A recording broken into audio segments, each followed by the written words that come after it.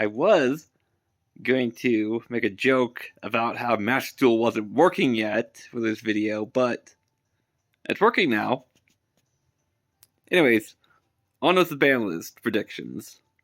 I'm going to be going in backwards order, starting off with Skullcraback Joker coming back to 3. Konami fully released Double Iris Magician from the ban list on the last one, and put Skullcraback Joker to 2 as well. And Pendulums haven't really been doing a whole lot since then, so I don't think Skullcraback Joker coming back to 3 would really cause any issue. Semi-limits, Salamangreat Circle. They put Mirage Stalio back to 1, and really you only need 1. Also, Salamangreats kind of die to Gamma and Nibiru. Putting their Archetypal Searcher and Nibiru Protection to 2 wouldn't be the worst thing on the planet. Considering dinosaurs still have Fossil Dig at 3 that can search out Misk to protect all their dinosaurs, that includes Scrapture, I don't think it's unreasonable to put Salamangreat Circle to 2. Limits, Magical Meltdown. You know that little effect that Magical Meltdown has where you can't respond to the fusion summon? Fun fact about that. If they summon DPE, and they use their effect to pop a card on summon, you can't respond to that. So basically, they get a free pop that you can't do anything about because you can't respond. Not being able to respond to a DPE pop is a little crazy, and not being able to use anything on the summon of any fusion monster is a little ridiculous. Bird Up is a powerhouse of a deck. Nibiru don't kill it, Ash don't kill it, Imperial don't kill it, Torrential Tribute don't kill it. So what kills it? Basically, in order to out Bird Up, is to basically draw Dark Ruler or the Droplet, or basically have Sanctum set to summon the Scythe. It pretty much plays through any hand trap that you throw out. But it doesn't make any sense to hit any of their new support. Where did Doramon go? Everything's falling apart. There we go. Okay. No! Alright, there we go. Maybe. Possibly.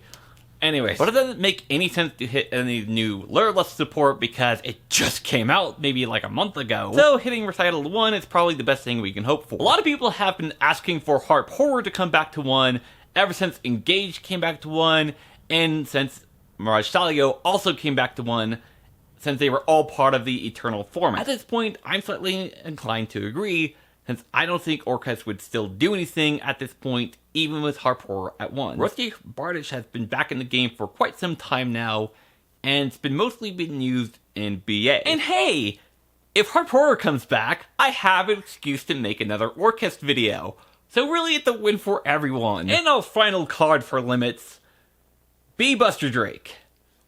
Why?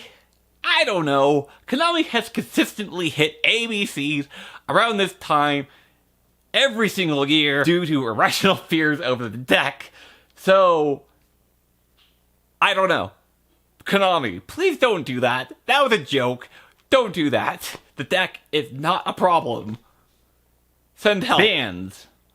There's quite a few cards I would love to see go on this upcoming ban list. First off is one that a lot of you are familiar with, Mystic Mine. I think pretty much everyone is in agreement about Mystic Mine going away. Not being able to use monster effects, or not being able to attack while your opponent keeps attacking directly or burning you for damage is a bit of a problem. And it creates a very toxic atmosphere for people who do play Bind Burn. Just, hey, draw the out. Okay, sure, I'll draw the out 20 turns later after you've already burned me for game. Plus, by the time you've drawn the out, they either have Judgment or Dark Bribe set to make it a moot point. And it's not just Mind Burn decks this is a problem with, it's decks that can attack directly or decks that can stall out with Mystic Mine. So, for the sake of my own sanity, get rid of this card. The same goes for Imperial Order, by the way. Shutting down a third of the cards in the game is a problem. The only out you have to IO is if you have the quick play spell trap removal when they activate it, or if you go into Nightmare Phoenix. Otherwise, you're sort of sitting there until your opponent can't pay life points anymore. But by that point, they already have full combo without their spell. Protos is also a bit of a problem. It's yet another card that stops you from playing the game. Some may argue that it's not very good going first, since you don't know what your opponent is playing. Also, you have to jump through hoops in Sword Soul just to search it out. But those hoops are very much worth going through.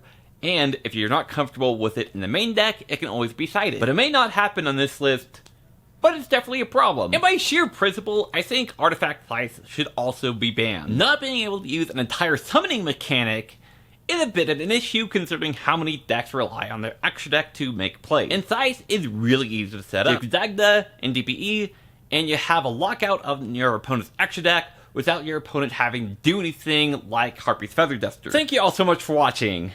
Let me know what you think down below in the comments, and subscribe to the channel while you're down there. The Ferb requests that you subscribe to the channel. Look at Lilith's face.